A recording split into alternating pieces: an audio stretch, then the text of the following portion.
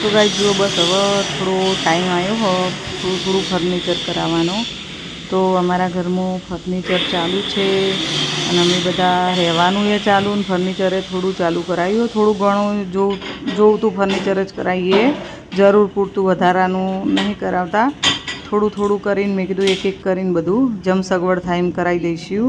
જો મૂન ક્રિશ બે જોવા માટે બેઠા હતા તે બસ આ રીતે કોમ ચાલુ જોવા બે એટલે બોલ તોડ જ. આ બોલ બર્થડેમાં બોલ લાવ્યો હો એના માટે ક્રિશ એકદમ હું વિડીયો ઝૂમ કર્યો હો.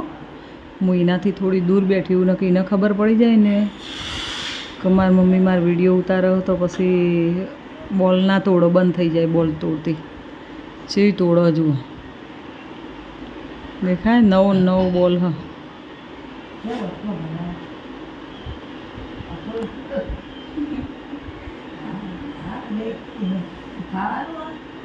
જો બા બોલશે ને એટલે ના ખાતી તો નહીં પણ શું કરે ખબર તોડીને ભોય ફેંકી દે, તોડીને ભોય ફેંકી દે.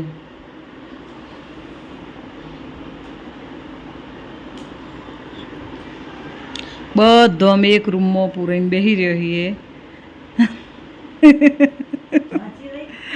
સામાન બધો ચેવો બધો મેલેલો એક જ રૂમમાં બધો સામાન મેલ્યો. બહાર કોમ ચાલે એટલે કેવું લાગે જો આ રસોડું બસોડું ગેસનો બાટલો બધું આવી ગયું.